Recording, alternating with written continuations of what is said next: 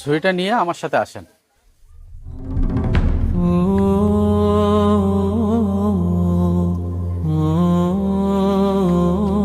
হুজুর, এই ঝুড়িতে আমি কি করব? আপনি তো কিছুই বলছেন না। আমার সাথে আসেন, বুঝতে পারবেন।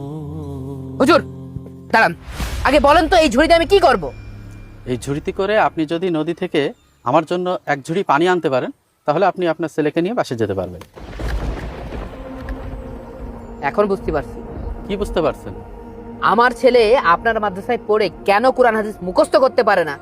আমার বোঝা হয়ে গেছে, মাদ্রাসার হুজুরির মেন্টালিটি যদি এমন পাগলের মতন হয়, সেই জায়গাটায় অন্তত আমার ছেলে কোরআন হাদিস কোনোদিন মুখস্থ করতে পারবে না। আপনি রেগে যাচ্ছেন, মাথাটা ঠান্ডা করেন। যদি আপনি আপনার ছেলেকে নিয়ে বাসে যেতে চান, তাহলে আপনাকে এই কাজটা করতেই হবে। যান, এক ঝুড়ি পানি নিয়ে আসেন। যত সব পাগল ছাগল।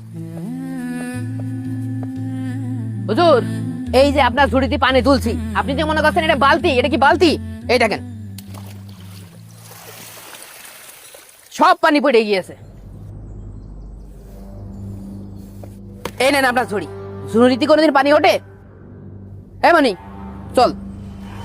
আগে ভাই দাঁড়ান, তাড়াহুড়া করবেন না। ঝুড়িটির দিকে একটু ভালো করে লক্ষ্য করুন।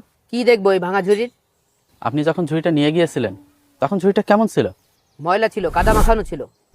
তো আর এখন এখন কি ময়লাগুলো আছে? না, একদম পরিষ্কার হয়ে গেছে।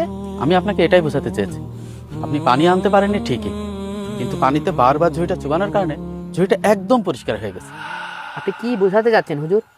একটু ক্লিয়ার করে বলুন তো।